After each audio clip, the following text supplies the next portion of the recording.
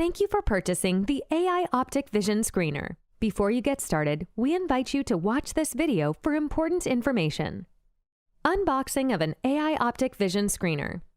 Once you receive your brand new AI Optic Vision Screener, check to make sure that the outer packaging is intact and free of any damage that may have occurred during shipping. Then, open the packaging to check the contents. Inside you will find the AI Optic Vision Screener device, a Type-C power cable, a power adapter, one tripod, and a screen cleaning cloth, as well as a user manual. Product appearance.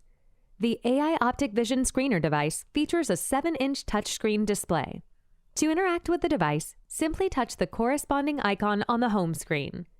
On the side, you will also find a USB power port. This port is enabled only for charging purposes and is not for data transmission. To avoid risking damage to the device, do not plug in any external devices into the USB port. The serial number can be found at the bottom of the device. Keep this number handy, as you will need to provide it if you ever need to contact our customer service. Keep the AI Optic Vision Screener free from scratches and damage by avoiding placing it face down. Charging. The AI Optic Vision Screener supports 2 power modes, battery mode and wired mode. Battery mode is when the device is not plugged into a power source. Wired mode is when the cable is plugged in and providing power to the device. Be sure to charge the AI Optic Vision Screener before using it for the first time. To charge the battery, plug the Type-C connector into the USB port of the device and the Type-A connector into the USB port of a power source. You will know your device is charging when you see a charging battery icon on the screen. It takes around 2 hours to fully charge the battery, and the device can run for about 2 hours on battery power. When the battery is less than 20%, the battery icon on the screen turns red. You can use the device even when it is being charged. Power on and off. Turn the device on by pressing and holding the power button for 2 seconds. There are 2 ways to turn off the device. Tap the power off icon in the navigation bar. Press and hold the power button for 4 seconds and tap yes when the dialog box appears. If the device does not respond, press and hold the power button for 6 seconds to force a shutdown. Lock screen settings. The AI Optic Vision Screener features an automatic lock screen function if it goes unused for 5 minutes. To wake it up, simply tap the screen. If the device is idle for 10 minutes, the device is automatically powered off. To use the device, you will need to power on the device again. To change the lock screen settings, choose Settings, Screen Timeout on the home screen, and put your desired setting. Wi-Fi. When you use your AI Optic Vision Screener for the first time, the Wi-Fi configuration screen will pop up automatically. Select your desired Wi-Fi network, put in the password, and select Connect to complete the Wi-Fi connection. Once you save the Wi-Fi network configuration, your device will automatically recognize the signal and connect to the network. To change the Wi-Fi network, choose Settings, Wi-Fi on the home screen. Select another network and enter the password to connect to this network. Settings. When you use the AI Optic Vision Screener for the first time, you should first set up your preferred user preferences. Tap Settings on the home screen. Then you will see the following options: Language, Time Zone, WLAN, Referral Criteria, Factory Settings, System Update, Machine ID, and Screen Timeout. Language. Select your preferred language. Time Zone. After you connect the device to the internet, the time will be automatically adjusted. By default, the time zone is UTC+0, and the date is displayed in the year, month, date format. To change the time, you must first select the corresponding time zone. Tap Time Zone, and then select your country's time zone. WLAN. Select a Wi-Fi network you want to connect to. Enter the password, and tap Connect. Referral Criteria. The AI Optic Vision Screener supports 3 referral criteria: Arnold, Mata Silbert, and Arthur II. The default value is Arnold. The sensitivity and specificity of Arnold are very high. You can choose this option for routine examinations. If you are in a medically developed country or region, you can choose the Mata Silbert option. This option is sensitive and for children to receive visual evaluations. If you are in a medically underdeveloped country or region, you can choose Arthur 2. This option features high specificity and thus helps reduce unnecessary referrals. Screen timeout. Tap the drop-down arrows in the Auto Timeout and Auto Power-Off fields to select the desired options. System update. Check whether the system is updated. If there is the latest file, you can choose whether to update to the latest version. Machine ID. This is a unique code for each device. If you need to view it, select Machine ID, and then you can scan the QR code. Factory settings. This allows you to restore the device to the original system setting. Prepare for examination. The AI Optic Vision Screener uses a carefully designed infrared light specialized for safe use with human eyes. Infrared light functions by avoiding glare as well as pupil dilation. To get the most precise measurements, we recommend performing the examination indoors and away from direct sunlight. Since sunlight can interfere with the precision of the reading, please close the curtains and blinds of the room in which you perform the examination. In addition, in order to improve the stability and accuracy of the measurement, we recommend that customers use the included tripod stabilizing device. To start the exam, first enter the name, gender, and date of birth of the subject. Then tap the camera icon to proceed to the examination. Adjust the brightness. Check the brightness value displayed on the screen. For the best option, this number should be less than 5.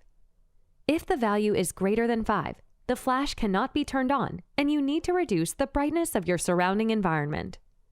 If the value is less than 5, turn on the flash function. Then you can proceed to the measurement step. Make sure the examination environment is quiet and free from distraction. If the subject is a child, make sure they are calm and able to remain still during the examination. Adjust the examination distance. The recommended examination distance is 3 to 4 feet away from the device.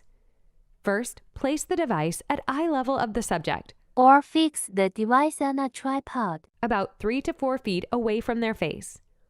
Then adjust the position of both the device and the subject to make sure that their eyes are seen on the screen. Move the device back and forth until a clear corneal reflection point is obtained.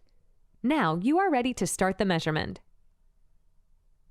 To ensure that results are as accurate as possible, make sure that the subject looks directly into the device during the examination.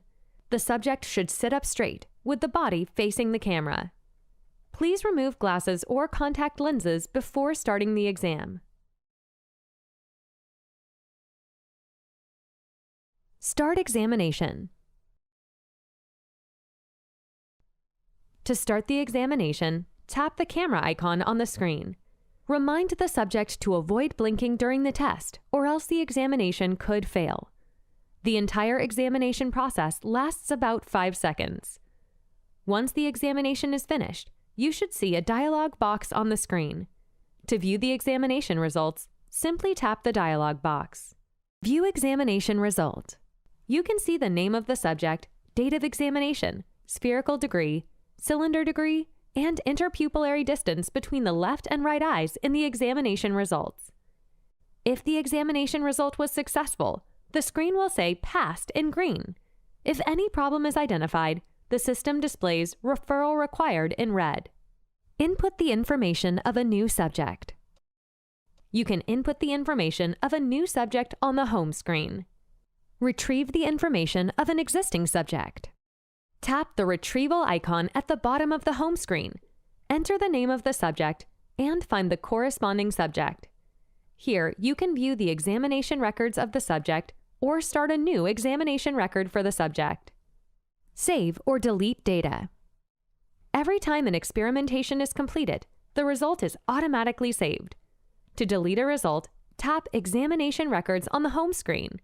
Enter the name of the subject, find the corresponding data, and then delete the result. Data export. When the inspection is completed, if you need to export the inspection results, you can click the Export button below. Enter the email address of the file you want to accept, and submit it to view the relevant data file in the email.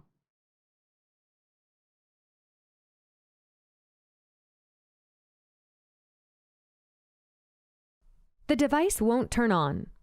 If the device does not turn on, check that the power supply is plugged in. If not, connect the power adapter to a power source and press the power button to turn on the device.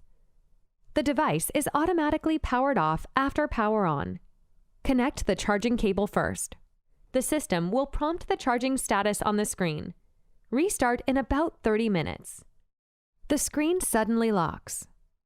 The screen will automatically lock when the device is idle for a specified period. This is to save power. You can touch the screen to wake it up. If the device does not wake up, the device is powered off. You just need to power on the device again. On the settings page, you can change the lock screen timeout. Common reasons for measurement failure. The image is not clear. If the image is not clear, it's because the measurement distance is too far or too close. We recommend that you place the device about 3 feet away from the subject. Adjust the distance between the device and the eyes of the subject to ensure that the eyes of the subject can be seen on the screen. Then move the device back and forth until a clear corneal reflection point is obtained and the eyelashes and eyebrows of the subject can be clearly seen on the screen. When the measurement distance displayed on the screen is 95 to 105 centimeters, you can start measuring. Glasses detected. Subject is wearing glasses during the examination. Solution: ask them to remove the glasses and restart the examination. No pupils are found. When the subject has organic eye diseases such as corneal scars, turbid refractive media, cataracts, keratoconus, or retinal detachment, or the pupils of the subject are blocked by their hat, eyelashes, or hair. Solution: proceed to the referral process in case of any eye diseases. When the pupils are blocked by hair or eyelashes, adjust the hair or eyelashes. The brightness value is too great. When the surrounding environment is too bright, the brightness value on the screen will be too high for use. Solution: close the curtains or blinds to block out external sunlight. Incandescent lights tend to affect the performance of the examination, but fluorescent and LED lights are okay. If the brightness value on the screen is less than 5, tap the flash icon to turn on the flash. The measurement is not completed. If the subject closes their eyes or blinks frequently during the measurement process, the process can read as incomplete. This can also happen when the Wi-Fi network is unstable. Solution: remind the subject to remain still and avoid frequent blinking. If the issue is with the Wi-Fi, connect to another network and restart the examination. Eyes are closed or blocked. When the subject closes their eyes or their eyes are blocked by hair or other things, the examination will fail. Solution: remind the subject to avoid frequent blinking or remove obstructions in front of their eyes.